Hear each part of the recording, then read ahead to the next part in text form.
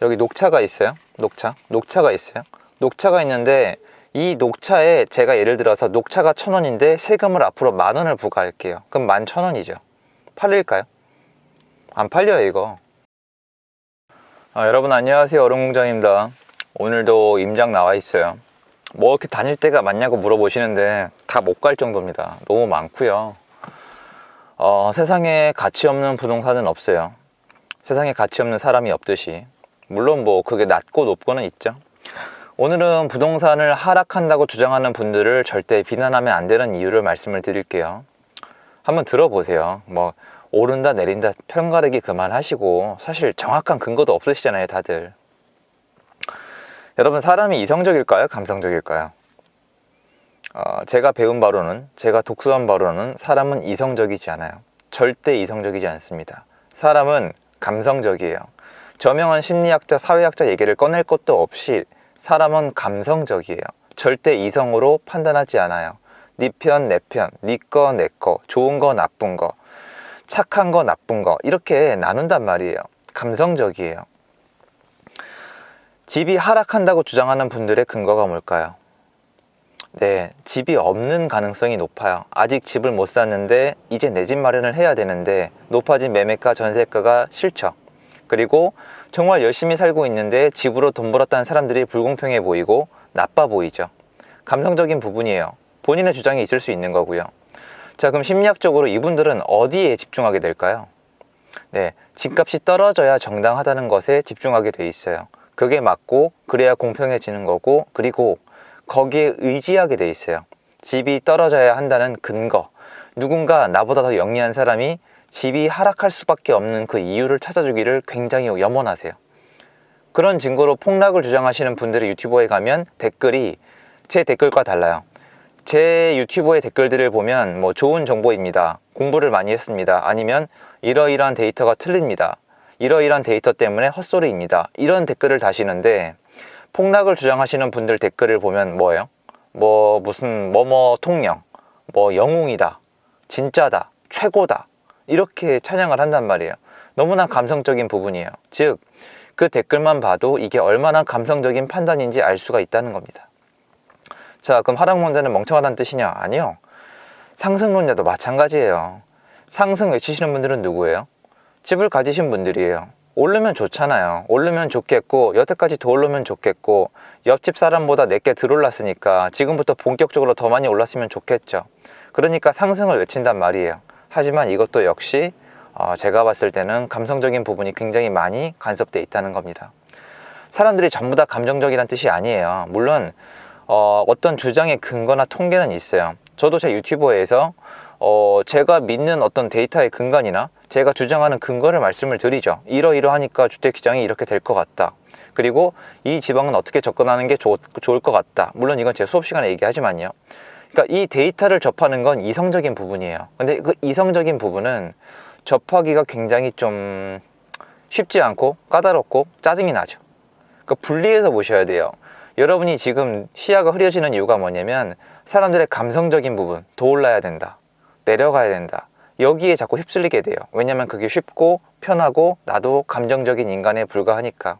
하지만 그럴 때일수록 우리 본능을 거부해서 공부를 하시고 이성적 판단을 할 수 있도록 해야 돼요. 집값은 이렇게 움직여. 예를 들어서 뭐 수요와 공급으로 이루어져. 공급이 이루어지면은 집값은 내려가. 이런 거예요. 공급이 이루어져야만 해. 근데 앞으로 공급이 부족해. 그러니까 올라갈 거야. 이렇게 생각하시는 분이 좋다는 거예요. 그냥 무작정 내려간다는 게 아니라. 그리고 공부를 더 해보시면 이런 것들이 있어요. 하락을 주장하시는 분들 중에 이런 분들이 있어요.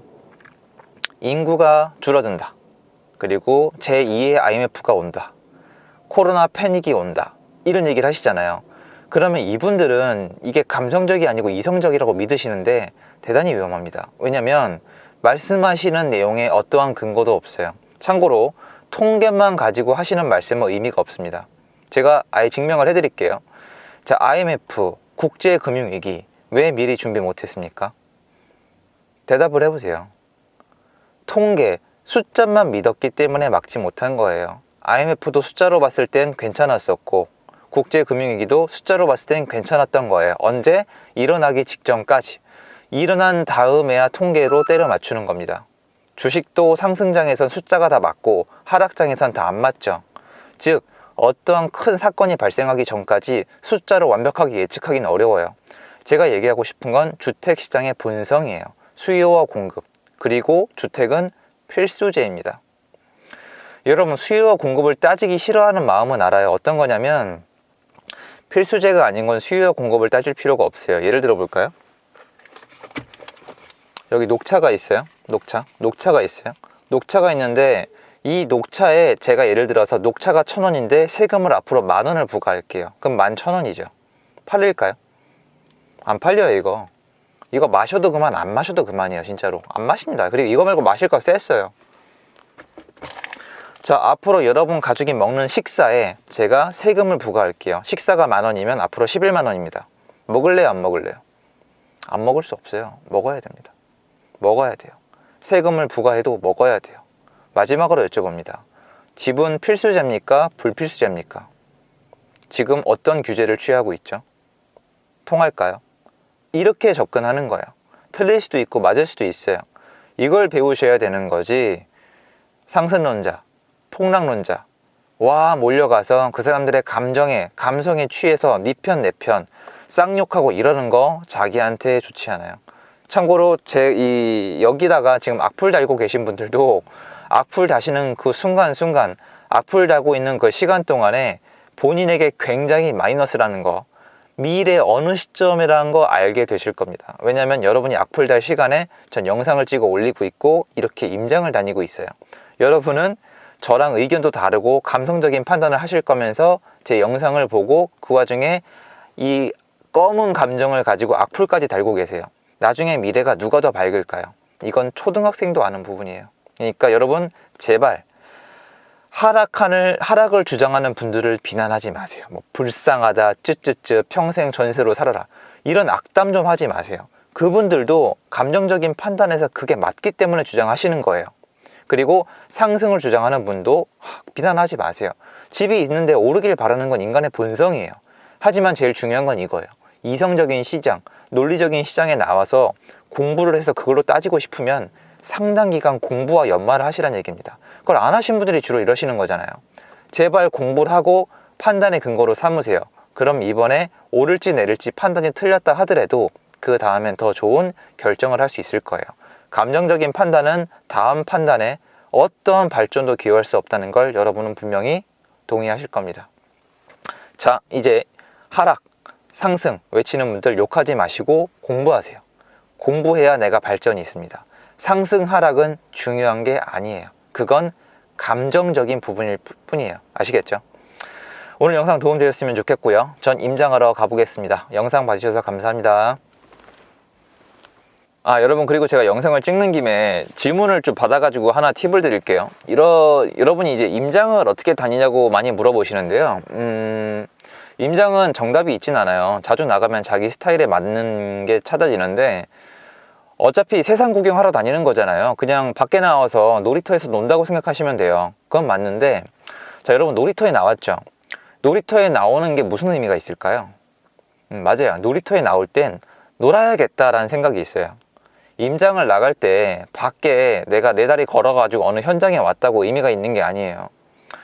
어떤 사상이나 목적이 있어야 돼요. 예를 들어서 저 같은 경우에는 약간 이 부동산을 사겠다?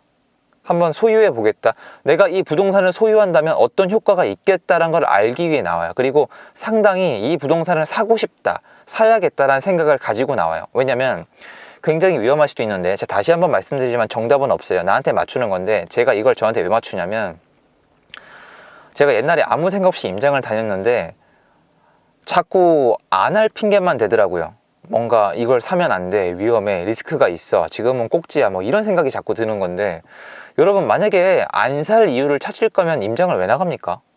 그렇잖아요. 자꾸 아무 결실이 없는 거예요. 그래서 어느 순간부터 야, 이거 오늘 임장 나갈 때 이거 한번 열심히 공부해보고 정말 괜찮으면 내가 소유권을 가져보겠다는 생각을 가져보자 라고 했는데 이게 굉장히 효과가 좋았어요. 자, 제 케이스예요. 전 정답을 얘기해 주는 분이 아니에요. 물론 여러분은 또 학교 교육에 완전히 물들어 있기 때문에 또 정답을 원하시겠지만, 정답을 얘기해주는 사람은 여러분을 고객으로 돈을 버는 사람이지 저 같은 진솔된 사람이 아니에요. 정답 따위는 없어요. 그 누구도 여러분 인생에 정답을 못 줘요. 그래서 저 같은 경우에는 나갔을 때 어떤 마음이냐면 놀러 나왔다, 임장 나왔다가 아니라 요거 한번 가져보면 좋겠다. 요걸 가지면 나한테 어떤 효과가 있겠다.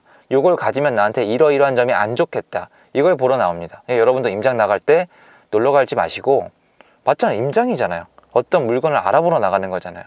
여러분 선을 보러 나가거나 소개팅 왜 나가세요? 그 여자분 예를 들어 처음부터 아예 사귈 마음이 없어. 처음부터 이분이랑 데이트할 마음이 1도 없는데 나가세요? 그게 아니라 괜찮으면 꼭 만날 마음이잖아요. 근데 어떤 분이 제일 짜증나죠? 그냥 나가는 거예요. 처음부터 만날 마음도 없고 심지어 뭐 이성 친구도 있고 아무 마음도 없는데 그냥 나가는 거예요. 그럼 그분이 그 자리에 나가서 시간을 보람차게 지낼까요? 아니잖아요. 똑같아요. 나올 때 목적의식을 만드세요. 근데 그 목적의식은 초보든 고수든 자기가 만들어가는 거지 어떤 목록에 책에 써져 있는 거 그렇게 안 돼요. 하나씩 만들어 가시면 되니까 너무 걱정하지 마시고요. 저는 이제 진짜로 한번 임장 가보도록 하겠습니다. 그냥 말씀드리고 싶어가지고요. 가보겠습니다.